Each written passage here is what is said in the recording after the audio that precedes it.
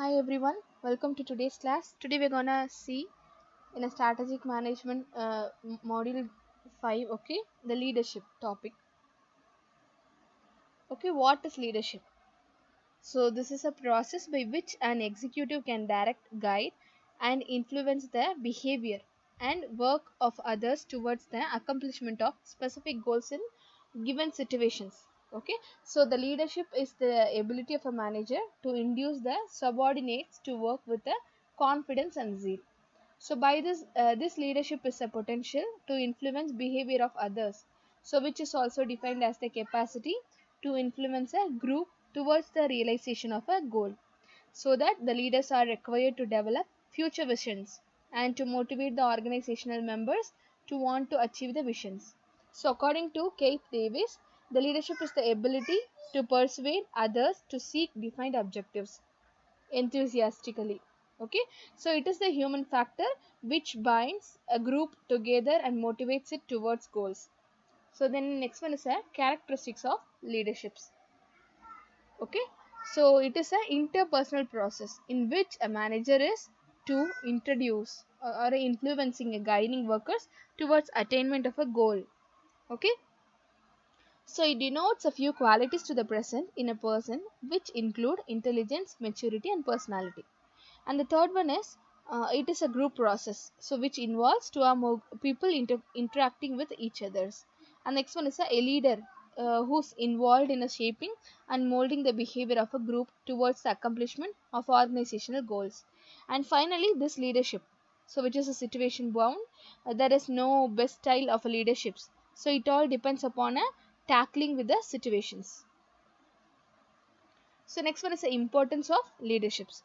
The first one is initiates actions. So which means the leader is a person who starts the work by communicating the policies and plans to the subordinate from where the work actually starts. Okay. The next one is a motivation. So a leader proves to be playing an incentive role to one concerns working. So he motivates the employees with employee economic and non-economic rewards and thereby gets the work from us subordinates. And next one is a providing guidance. So a leader has to not only supervise but also play a guiding role for the subordinates, as because the guidance here means instructing the subordinate the way they have to perform their work effectively and efficiently. And next one is creating confidence. So this is a confidence is an important factor which can be achieved through expressing the work efforts and subordinates, which is explaining them clearly their role and giving them guidelines to achieve the goals effectively. So it is also important to hear the employees with regard to their complaints and problems. And the next one is building morale. Okay, so this morale denotes willing cooperation of employees towards their work and getting them into your confidence and winning their trust. So a leader can be morale booster by achieving full cooperation so that they perform the best of their ability as they work to achieve their goals. And next one is a building work environment. So management is a getting things done from people. This is the meaning management. Okay, so because an efficient environment, so which helps in a sound and stable growth, therefore in human relation should be kept into mind by a leader. So he should have a personal contact with employees, should listen to their problems and solve them. So he should treat employees on humanitarian terms. And finally, the coordination. So this can be achieved through reconciling personal interest. So with the organizational goals. So this synchronization can be achieved through proper and effective coordination. So which should be primary motive of a leader. Okay. And the next one in leadership, the role of a leader. Okay, so role of a leader required at all levels, because what the levels they are in a additional basic level means employees or a managers or anything, but the leader required in all levels. So because it is a function which is important in all levels of management, at the top level to bottom level. So it is important for getting cooperation in formulation of plans policies in the middle and the lower level. So it is required for interpretation and execution of a plans, programs framed by the top management. So leadership can be exercised through guidance, counseling of the subordinate at the time of execution of a plans. And the next one is representative of the organization. Okay, so a leader, that is a manager, is said to be the representative of the enterprise. So he has to represent the concern at seminars, conference, general meeting, etc. So his role is to communicate the rationale of the enterprise to outside public. So he is also representative of their own department which he leads. And third one, integrates and reconcile the personal goal with organizational goals. Okay, so the leader through leadership traits helps in reconciling, integrating the personal goals of the employees with the organizational goals. So he is trying to coordinate the efforts of a people towards a common purpose and thereby achieves objectives. So this can be done only if he can influence and getting willing cooperation and urge to accomplish the objectives. And the next one is he solicits supports. So a leader is a manager, and besides that he is a person, so who entertains and invites support and cooperation of a subordinates. So this he can do by his personality, intelligence, maturity, experience. So which can do by his personality, by intelligence. And this regard, the leader has to invite suggestions and if possible implement them into the plans and programs of enterprise. So this way he can solicit full support of employees, which result in willingness to work and thereby effectiveness in running of a concerns. And next one is as a friend, a philosopher, or a guide. A leader must possess the three-dimensional traits in him. So he can be a friend by sharing a feelings, opinions, and desires with the employees, or he can be a philosopher by utilizing his intelligence and experience, and thereby guiding the employees as. So when the time requires, he can be a guide by supervising and communicating the employees and the plans, policies of the top management, and secure their cooperation to achieve the goals of the concern. So at times he can also play a role of a counselor. So by counseling and a problem solving approach, so he can listen to the problems of employees and try to solve them. The next one is qualities of a leader. So before we have seen the role of a leader. Okay, what the role he has to play, and for a leader what are the qualities or should be there. Okay, if the qualities are okay, he must be a leader. Okay, the first quality is a physical appearance, because a leader must have a pleasing appearance. Physique and health are very important for a good leader. And vision and foresight, because a leader cannot maintain influence unless he exhibits that he is a forward looking. So he has to situations and thereby has to frame a logical programs. And third one is intelligence. So this intelligence means a leader should be intelligent enough to examine problems and difficult situations. So he should be analytical. Okay. So based on this analytical, who weighs pros and cons. Pros and cons means advantages and disadvantages. Uh, and then they summarize the situations. So therefore, a positive bent of the mind and mature outlook is a very important. And next one is communicative skills. So this a leader must be able to communicate the policies and procedures clearly, precisely, effectively. So which can be helpful in a persuasion and stimulations. And the next one is objectives. So a leader has to be having a fair outlook, so which is free from the bias and which does not reflect his willingness towards a particular individual. So he should develop his own opinion and should base his judgment on facts and logics. And the knowledge of a work. So a leader should be very precisely knowing the nature of the work of his subordinates, because it is then he can win the trust and confidence of his subordinates. And the next one is sense of responsibility. So responsibility and accountability towards an individual's work. So it is very important to bring a sense of influence, because a leader must have a sense of responsibility towards the organizational goal, because only then he can get a maximum of capabilities exploited in a real sense. For this he has to motivate himself and arouse and urge to give best of his abilities. So only then he can motivate the subordinates to their best. And the next one is self confidence and willpower. So the confidence in himself is important to earn the confidence of subordinates. So he should be trustworthy and should handle the situations with power.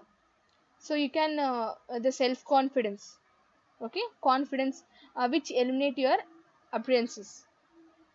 And next one is a humanist, because this traits to be present in a leader is essential, because he deals with the human beings and he's in a personal contact with them.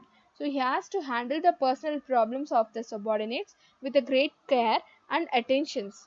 Therefore, treating the human beings on a humanitarian grounds is essential for building an congenial environment. And finally, empathy. So it is an old adage, okay, stepping into the shoes of others. So because it is very important, because fair judgment and objectivity comes only then. So a leader should understand the problems and complaints of the employees and should also have a complete view of the needs and aspirations of the employees. So which helps in improving human relation and personal contacts with the employees. And the next heading is strategy supportive culture. So what it means this supportive organizational culture, okay, so this provide a social psychological conditions that optimize the employees health, safety and well-being, so which can involve supporting employees growth and development and intentionally building positive relationship so between the people and their work and their organization, okay. So it is a strategy supportive culture. The importance of strategy supportive culture. So, because the developing organization culture is an important part of the strategic management. So, no strategy succeeds without a strategy supportive organization culture.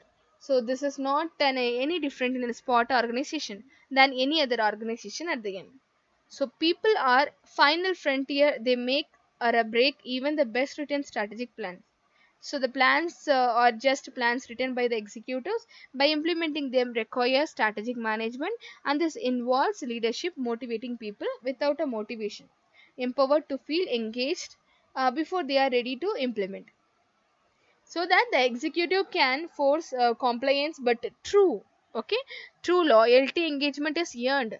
So there is a difference between continuation commitment and nominative commitment and effective commitment. So this strategy supportive culture engage and empower people while creating effective commitment and organizational citizenship behaviors. So the people work towards established collectively agreed upon a goals when they are intrinsically motivated to do so, because they cannot be forced to do so in a way that would create a quality performance. So it has been well established that executives that use experts and referent power over the positional and coercive power so are more effective in long term. So these types of leaders understand that leaders have followers while managers have subordinates. So the organization that have a strategy supportive culture are led by visionary leaders. So they have flat, organic organizational structure, and they value and trust their employees. Because the culture building is an intentional process, must start from the top, and the leaders must demonstrate the genuine care and communication vision. So it is also important to recruit a people who are a good fit and socialize them well. So because the process starts from a great orientation, good job training. So the people become a part of the culture when they are properly initiated. So it is not accidental. So organizational design and development are essential areas to be understood by strategic leaders who build a high performance organization. So the culture is built by establishing a clear code of conduct and implementing a systematic training program to teach people the intent and organizational values and principles. So the great culture have great traditions and initiation rights. So they have mechanisms to continuously promote desired behaviors and support established value of a system. So this culture building involves everyone in the organization. It is not a top down activity. So it is not a down to people, but rather by the people with the people. It's because the participative decision making and quality circles are just people with the people. There is a good organizational culture. So these culture are flexible and continuously changing. So they are open minded and inclusive to all types of diversity. Some would call them learning organization. When you experience one, you will be able to feel it and recognize it. So these organizations are highly successful and well performing.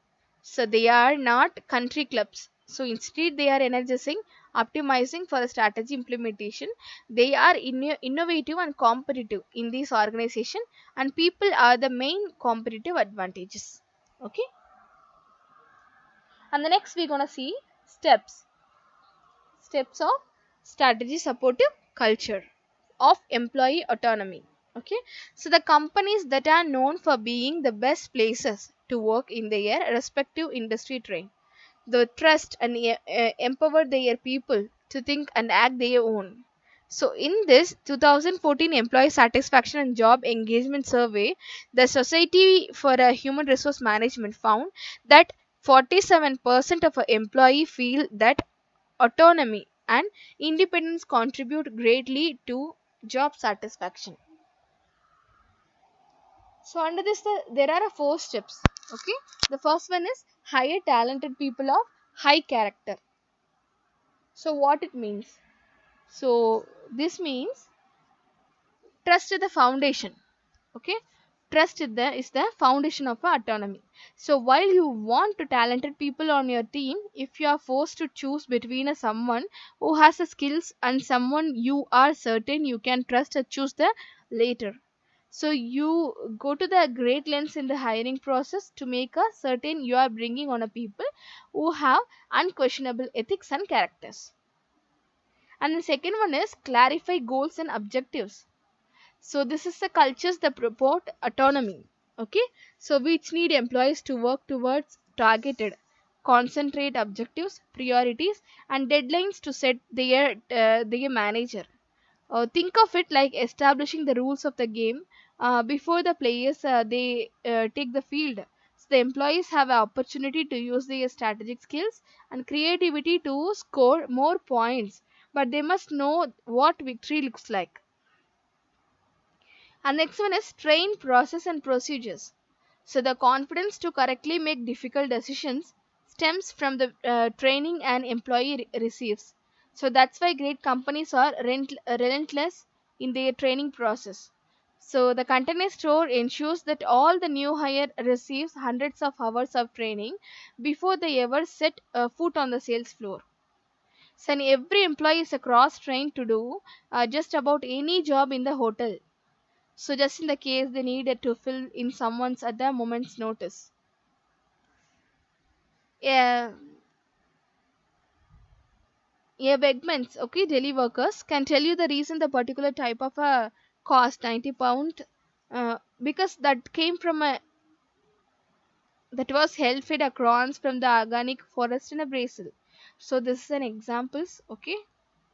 And then fourth one is empower your people. So the key to letting go is to begin empowering people to make a small decisions and work their way up. Use their occasions when your employees approach you for help as opportunities to empower them to make a decisions. So we are out of printing paper. So here the number for the supply company. Can you order 50 boxes? So the new hire needs to learn the systems. Why don't you spend the afternoon walking him through it? Because the customer was not happy with the food. So next time that happens, use your judgment and decide if you should give her a discount. So the idea is to trust them, make a decision, and encourage them regardless of how it plays out. So, however, be sure to hold them accountable for the outcomes, as it will motivate them to carefully think uh, things through the take responsibility for the results. So that is essential for the building leadership skills. And the next one is creating a strategy. So strategics should strive a pers- preserve, preserve, emphasize and build upon aspects of an existing culture.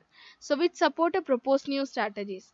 Usually a changing firm's culture to fit new strategies is more effective than changing a strategy to fit an existing culture. So at Colombian Birds, it is important focus on the internal customer. That is why we give them training so that strategies can be easily effectively achieved. Also, to link culture to strategy, we can have a nice relationship between the employees, teaching by the leaders, so every employee feels happy in the organization. And the next one is social behavior change communication.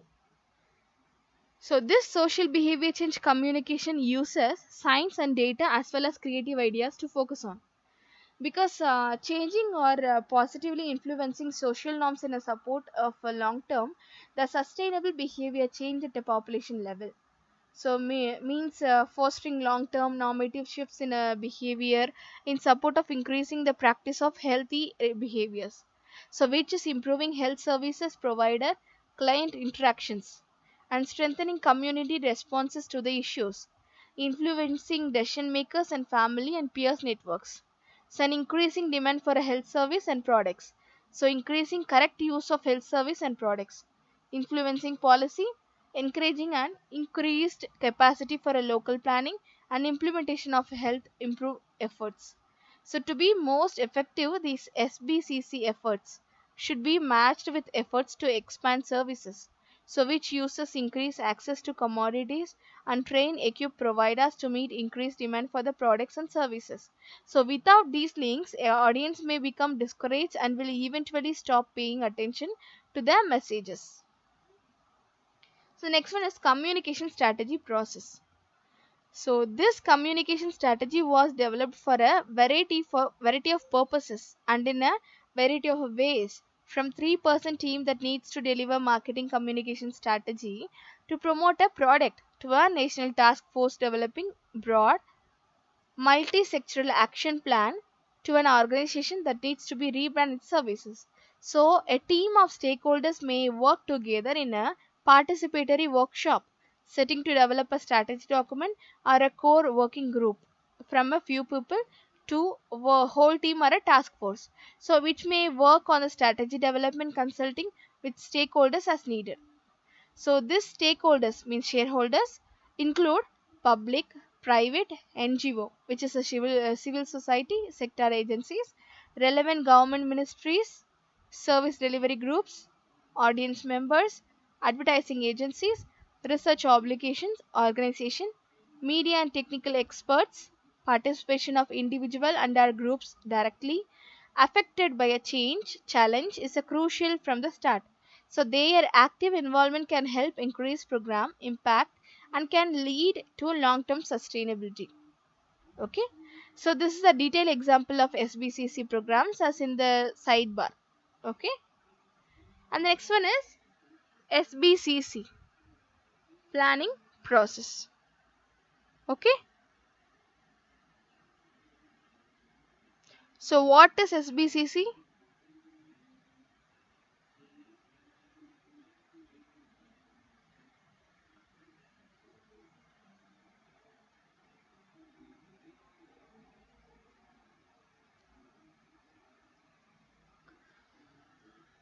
The planning processes. Okay, the most successful SBCC programs follow a planning process which consists of the following steps.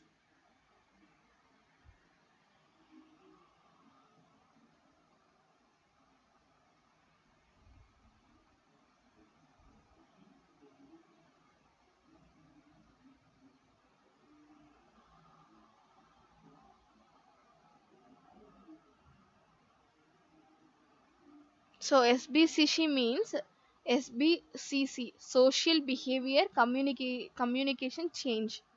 Okay, social behavior communication change.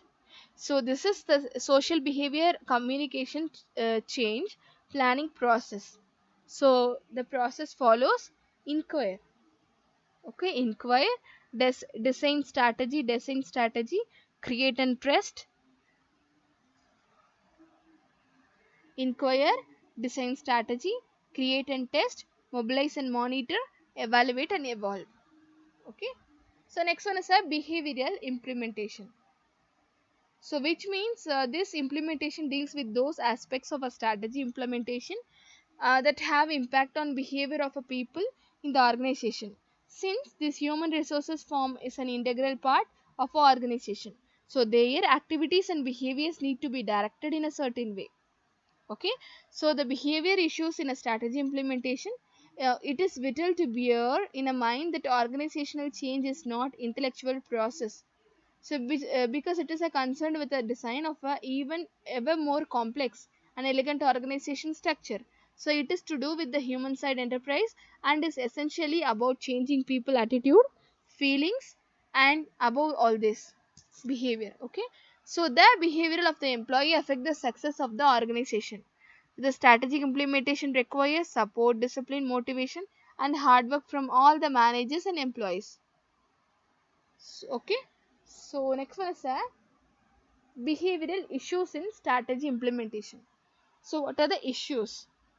So the first one is influence tactics. The organizational leaders have to successfully implement the strategies and to achieve the objectives. So therefore the leader has to change the behavior of superior, peers, and subordinates.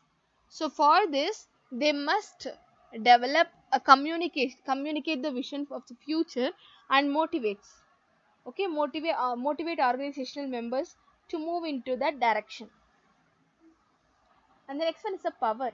So it is the potential ability to influence the behavior of others.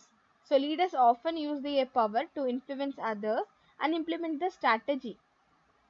Okay, so this formal authority that comes through leader's position in the organization, so which he cannot use the power to influence the customers and government officials. So the leaders have to exercise something more than that for a formal authority, so which is expertise, charisma, reward power, information power, legitimate power, coercive power. Okay, and the next one is a empowerment as a way of influencing behavior. Okay, so the top executive have to empower lower level employees and training. So by this, the aggressive use of automation are some of the ways to empower people at a various places. Okay.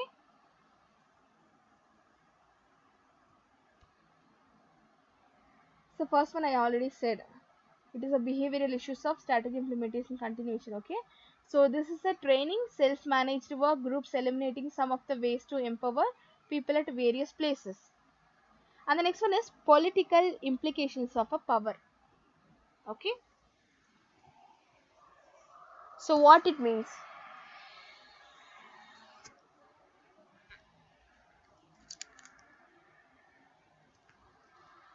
So the political implications of a power. So the organization politics is defined as those set of activities so which is engaged in by people in order to acquire, enhance, employ power and other resources to achieve a preferred outcomes in organizational setting and characterized by uncertainties. So the organization must try to manage a political behavior by implementing the strategies. So they should define job duties clearly, design job properly, demonstrate proper behavior, and promote understanding, which used to allocate resource judiciously. Okay, and the next heading is leadership style and cultural change. So this is a cultural is a set of values, beliefs, behavior that helps its members by understanding what the organization stands for. So how it does support their firm. So the cultural, okay, culture should have some value in it. The change corporate culture involves persuading a people to abandon many of their existing beliefs and values, and the behavior them stem from others, and to adopt new ones. So the difficulty that arises in a practice is to identify the principal characteristics of the existing culture. So this is in the process of understanding and gaining insight into the existing culture. So this can be aided by using one of the standard properly validated. So by the inventories are a questionnaires that a number of consultants have developed to measure characteristic of a corporate cultures. Next one is ethics and strategy. So this is the ethics or contemporary standard. and the principle or conducts that govern action behavior of individuals within the organization. So in order that the business system function successfully, the organization has to avoid certain unethical practices and organization, so which has to bound by legal laws and government rules and regulations. And next one is managing resistance to change. So to change is almost most unavoidable. Okay, so but its strength can be minimized by careful advance. Top management tends to see change in its strategy context. Rank and file employees are most likely to be aware of its impact, the important aspects of their working lives. Okay, some resistant planning which involves thinking about such issues. So who will be affected by a proposed changes, both direct and indirect. From their point of view, what aspects of their working lives will be affected. So who should communicate information about a change, when and by what means. So what management style is to be used. Next one is managing conflicts. So this is a conflict is a process in which an effort is purposefully made by one person or unit to block another that results in frustrating the attainment of other goals or furthering of his interest. So the organization has to resolve the conflicts. The next one is linking performance and pay to strategies. Okay, so in order to implement the strategies, okay, in order to implement the strategies effectively, the organization has to align, okay, salary increases and promotion, merit pay, bonus, etc. So more closely to support the long term objectives of the organization. Okay, next one is a strategy evaluation process and its significance.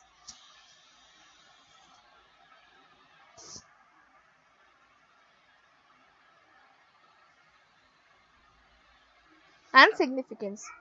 Okay, so this strategy evaluation is a significant as a strategy formulation because it throws lights on efficiency effectively of the comprehensive plans in achieving the desired results. The managers also assess the appropriate of the current strategy in today's dynamic world with socio-economic and political technological innovations.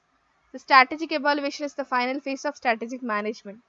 So the significance of strategy evaluation lies in its capacity to coordinate the task performed by managers, groups, departments, etc.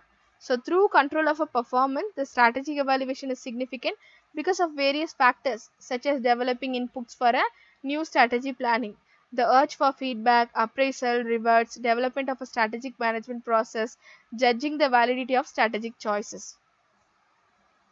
And the next one is process of strategy evaluation consists.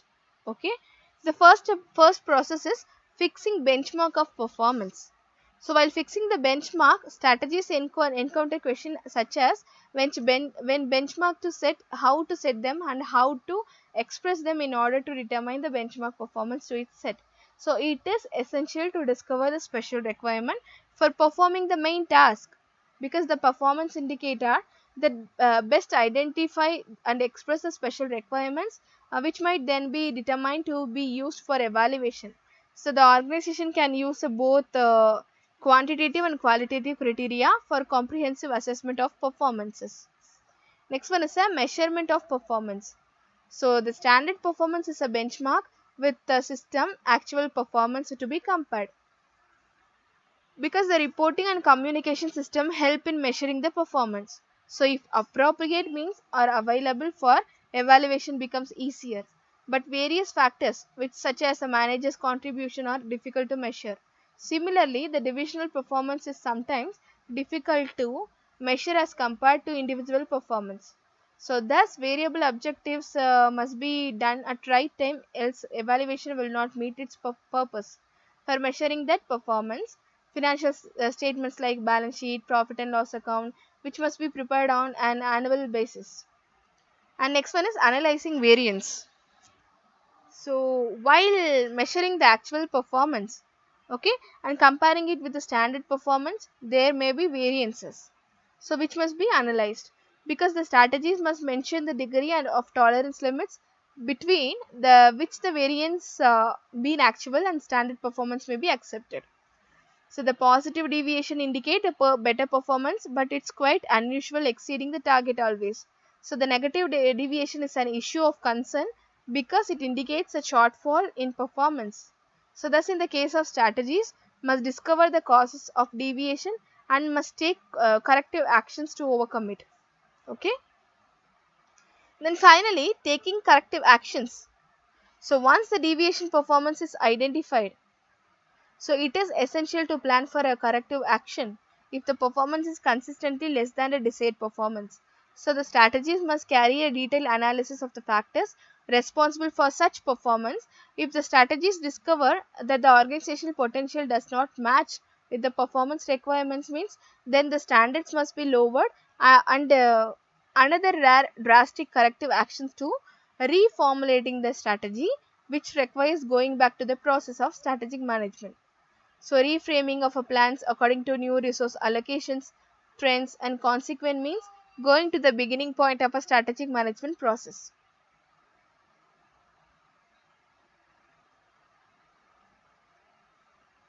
So by this class is over. We'll see you all in next class with the next topic. Take care.